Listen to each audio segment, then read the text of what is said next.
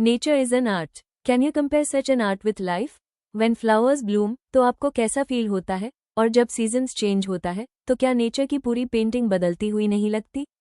बारिश के बाद गीली मिट्टी की खुशबू तो आपने जरूर महसूस की होगी। मिट्टी की यह नेचुरल फ्रेग्रेंस हमें नेचर के और करीब ले आती है। अब इमेजिन कीजिए, अगर कोई पेंटर इन फ्लावर्स, चेंजिंग सीजन्स, रेन और गीली मिट्टी की खुशबू को अपनी पेंटिंग में उतार दे तो आप इस ब्यूटीफुल आर्टवर्क को क्या नाम देंगे? इसी ब्यूटीफुल थॉट को लेकर आती है माया एंथनी की पोएम कैनवस ऑफ सॉइल, जो क्लास 9 NCERT बुक कावेरी में शामिल है। आइए एक्सप्लोर करते हैं कि कैसे soil becomes a canvas, nature becomes an artist and life becomes a beautiful work of art. Location of Trinidad and Tobago is shown here. Both islands Caribbean sea में हैं और वेनेजुएला के नियर लोकेटेड है। ये islands अपने beautiful beaches, tropical environment और marine life और aquatic life के लिए फेमस है। अब आप इमेजिन कीजिए, हमारी पोएट ऐसे ही एक ब्यूटीफुल एनवायरनमेंट से आती है। शायद यही रीजन है कि वे नेचर की ब्यूटी, कलर्स और क्रिएटिविटी को इतनी डीपली समझ पाती है। उनके आसपास का एनवायरनमेंट ही उनकी पोएट्री के लिए इंस्पिरेशन है। इतनी beautiful poem canvas of soil किसने लिखी है? आपके पास 4 ऑप्शंस है। A. मेरी Anthony, B. Robert Frost, C. Ruskin bond, D. R.K. Narayan. And the correct answer is Maya Anthony is a contemporary poet and writer from Trinidad and Tobago. उनकी poetry में simplicity, nature और life के beautiful connections दिखाई देते हैं। उनकी कविताएं हमें ऑर्डिनरी चीजों में भी एक्स्ट्रॉर्डिनरी ब्यूटी देखने के लिए प्रेरित करती हैं। तो आइए इस पोएम के माध्यम से देखें कि सॉइल सिर्फ मिट्टी नहीं है, यह एक कैनवस है, नेचर एक आर्टिस्ट है और लाइफ एक ब्यूटीफुल वर्क ऑफ आर्ट है। क्या वाकई सॉइल को कैनवस की तरह प्रेजेंट किया गया है? क्या सिर्फ इसलिए कि सॉइल फर्टाइल है? जैसे एक ब्लैंक कैनवस पर पेंटर अपनी क्रिएटिविटी से कलर्स भरकर एक ब्यूटीफुल पेंटिंग बनाता है, वैसे ही सॉइल पर ह्यूमन एफर्ट्स और नेचर मिलकर एक ब्यूटीफुल सीनरी क्रिएट करते हैं। सही आंसर है D, all of the above. क्योंकि सॉइल फर्टाइल भी है, यह नेचर और ह्यूमन एफर्ट्स का कैनवस भी है, और लैंड का हर पैच एक blank canvas ready for lively painting की तरह प्रस्तुत किया गया है। जब हम फर्टाइल सॉइल में सीड सो करते हैं, क्रॉप्स और फ्लावर्स उगते हैं और पूरा लैंड एक ब्यूटीफुल लाइव पेंटिंग जैसा दिखाई देने लगता है। लैंड का हर पैच एक ब्लैंक कैनवस की तरह है, जहां नेचर और human efforts creates beauty. Canvas of soil poem के थ्रू पोएट क्या मैसेज देना चाहते हैं, और कौन सी ऐसी वैल्यू है जो वे अपने रीडर्स में डेवलप करना चाहते हैं? ऑप्शन ए, क्या वे चाहते हैं कि हम नेचर के प्रति केयरलेस बन जाएं? ऑप्शन बी, क्या वे चाहते हैं कि हम नेचर और एनवायरनमेंट की रिस्पेक्ट करें, उसकी वैल्यू करें और उसकी इंपॉर्टेंस को समझें? ऑप्शन सी, क्या वे चाहते हैं कि लोग टोटली मशीन्स पर डिपेंडेंट हो जाएं? ऑप्शन डी, क्या पोएम में केवल पेंटिंग की इंपॉर्टेंस को दिखाया गया है? Correct answer is option B. Poet हमें यह मैसेज देना चाहते हैं कि हमें नेचर और एनवायरनमेंट की रिस्पेक्ट करनी चाहिए, उनकी इंपॉर्टेंस को समझना चाहिए और उन्हें प्रोटेक्ट करने की रिस्पॉन्सिबिलिटी निभानी चाहिए। जैसे एक पेंटर अपने कैनवस को सुंदर बनाता है, वैसे ही सॉइल भी नेचर का एक ब्यूटीफुल कैनवस है, जिसमें प्लांट्स, क्रॉप्स और ह्यूमन एफर्ट्स मिलकर सुंदरता क्रिएशन करते हैं। इसलिए पोएट रीडर्स में love, respect and care for nature and environment की वैल्यू डेवलप करना चाहती है। How poem compares nature and painter together? वैसे तो इन दोनों का कंपैरिजन थोड़ा अनयूजुअल है, क्योंकि नेचर एनवायरनमेंट का हिस्सा है एंड पेंटर एक ह्यूमन बीइंग है। लेकिन पोएम में दोनों के बीच एक ब्यूटीफुल कनेक्शन दिखाया है। ए, क्या दोनों क्रिएटर्स हैं? बी, क्या सिर्फ पेंटर ही नेचर को ब्यूटीफुली दिखा सकता है? C, as nature by soil creates plants and flowers, वैसे ही एक पेंटर अपने पैलेट बॉक्स से न्यू क्रिएटिविटी करता है।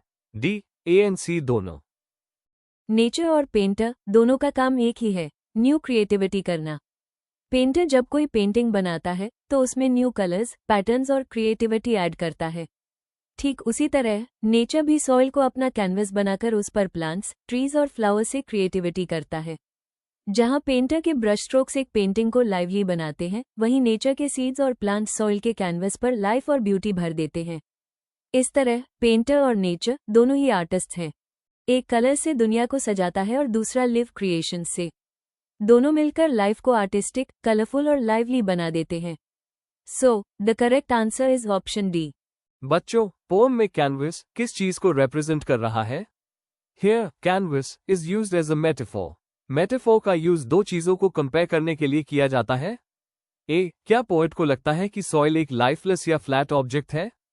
बी, क्या सॉइल एक मीडियम की तरह है जहां नेचर अपनी क्रिएटिविटी करती है? सी, क्या सॉइल एक मैन्युफैक्चर्ड प्रोडक्ट है जिसे इंडस्ट्रीज में बनाकर तैयार किया जाता है? डी, क्या सॉइल लैंड में से टूटकर बनी है? Answer is B, soil is a medium of life and creativity. Soil एक कैनवस की तरह है जिस पर प्रकृति अपनी रचना करती है। जैसे एक पेंटर खाली कैनवस पर ब्रश स्ट्रोक से पेंट बनाता है, वैसे ही नेचर सॉइल में बीज बोकर लाइफ क्रिएट करती है। मिट्टी में पड़े बीज पेंटर के ब्रश स्ट्रोक्स की तरह हैं। उनसे धीरे धीरे plants, flowers and trees grow होते हैं। वो धरती को एक जीवंत मास्टरपीस में बदल देती है। As painter uses vibrant colors to make lively paintings, उसी तरह soil is not an object, ये जीवन को जन्म देने वाला मीडियम है। इस कंपैरिजन से पोएट ये दिखाती है कि नेचर स्वयं एक महान आर्टिस्ट है और सॉइल उसका कैनवस है।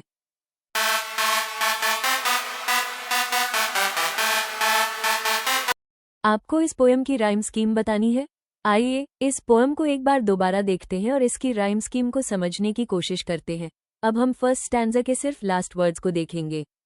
बस इन्हीं वर्ड से हमें पोएम की राइम स्कीम समझ में आ जाएगी। पहली और दूसरी लाइन के लास्ट वर्ड्स हैं डीप एंड सीप।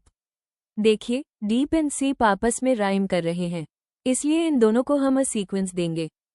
अब तीसरी और चौथी लाइन के लास्ट वर्ड्स हैं ट्रू और हुए भी आपस में राइम कर रहे हैं, इसलिए इन्हें हम बी सीक्वेंस देंगे। तो हमारी राइम स्कीम बन गई।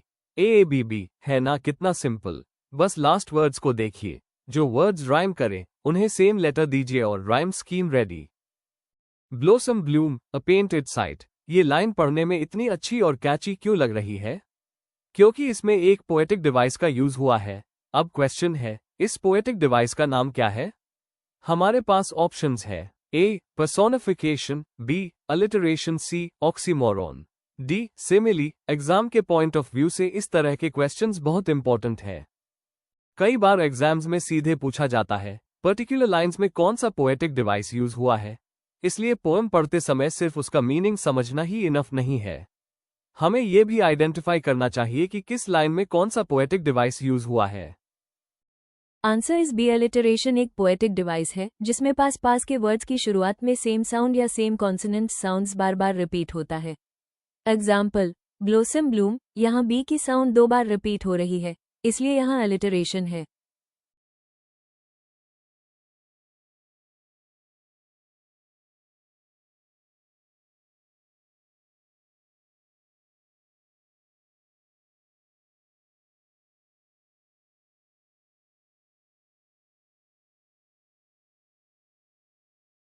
है ऑप्शन डी, इसमें किसी साउंड या लाइन को रिपीट किया जाता है। Answer is a. अब इस मेटाफोर को थोड़ा और क्लियरली समझते हैं। यहाँ केवल 2 चीजों के बीच कंपैरिजन नहीं हो रहा, बल्कि अर्थ को पेंटर की पैलेट के रूप में प्रेजेंट किया गया है। पैलेट एक ऐसी ट्रे होती है जिस पर पेंटर अपने अलग अलग कलर्स को मिक्स करता है। जैसे पेंटर अलग अलग कलर्स को मिक्स करके अपनी पेंटिंग में लाइवलीनेस लाता है, वैसे ही अर्थ और नेचर सॉइल के माध्यम से नए जीवन को जन्म देते हैं और फ्लावर्स, फ्रूट्स एंड प्लांट्स के अलग अलग कलर्स से अर्थ को सुंदर और लाइवली बना देते हैं। अब यहाँ गार्डनर को पेंटर से कंपेयर किया गया है।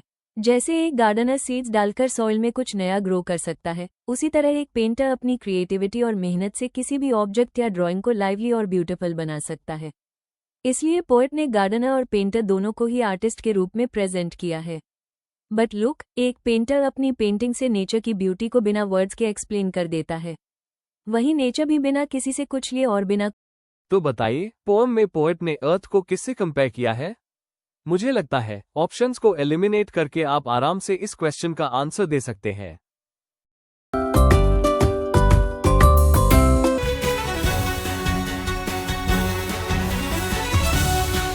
इस पोएम के सबसे important question canvas of soil में कैनवस क्या रिप्रेजेंट करता है? सी, कैनवस एक मीडियम है जिस पर कोई आर्टिस्ट अपनी पेंटिंग, आइडियाज और क्रिएटिविटी को एक्सप्रेस करता है। कैनवस पर जो पेंटिंग बनाई जाती है, it represents real life objects, nature and imagination of the artist. इसी तरह पोएम में सॉइल एक लिविंग कैनवस माना गया है। कैनवस सॉइल की उस कैपेसिटी को रिफ्लेक्ट करता है जहां नेचर अपनी क्रिएटिविटी को क्रिएट और डिस्प्ले करती है। पोएट के हिसाब से लाइफ और आर्ट हमें एक ही जगह कहाँ मिल सकते हैं? Option A soil, option B palette, option C poetry या option D canvas and soil? Yes, the answer is D here. Hue describes the vibrant spectrum of colors seen in blooming flowers, paints, or sunsets. In general, hue refers to a color or a shade of a color. Allegory क्या होता है? A. इस poetic device में हम comparison करते हैं. B. इस poetic device में हम साउंड्स यानी आवाजों पर ध्यान देते हैं. C. एक ऐसा डिवाइस जिसमें हम किसी भी चीज का ऊपरी मीनिंग और उसके साथ उसका डीपर मीनिंग दोनों को साथ लेकर चलते हैं. D. जिसमें हम नॉन लिविंग थिंग्स यानी जो निर्जीव हैं उन चीजों के साउंड को सुनते हैं. इसका करेक्ट आंसर है ऑप्शन सी. एलेगरी एक ऐसा पोएटिक डिवाइस है जिसमें किसी चीज का सरफेस मीनिंग और उसके पीछे छिपा हुआ डीपर मीनिंग दोनों साथ साथ चलते हैं. एग्जाम्पल, पोएम को अगर हम सिर्फ ऊपर ऊपर से देखें तो ये सॉइल, सीड्स, फ्लावर्स, गार्डनर और पेंटर की बात करती है. यह इसका सरफेस मीनिंग है, लेकिन इसके पीछे एक डीपर मीनिंग भी है. सॉइल केवल मिट्टी नहीं है, ये लाइफ और क्रिएशन का सिंबल है. Seeds to represents new possibilities और न्यू लाइफ. गार्डनर केवल पौधे उगाने वाला व्यक्ति नहीं है, वो एक आर्टिस्ट, क्रिएटर है. पेंटर केवल पेंटिंग बनाने वाला नहीं है, वो क्रिएटिविटी और ब्यूटी का सिंबल बन जाता है. यानी पोएम हमें ये डीपर आइडिया देती है कि नेचर भी एक महान आर्टिस्ट है जो बिना वर्ड्स के सॉइल, सीड्स और कलर्स के मीडियम से जीवन और ब्यूटी क्रिएट करती है. क्वेश्चन, पोएट ने पोएम में हुए वर्ड का यूज किया है, कलर्स का नहीं. ऐसा क्यों? ए. क्या वो इसे ट्रू के साथ राइम करना चाहती थी?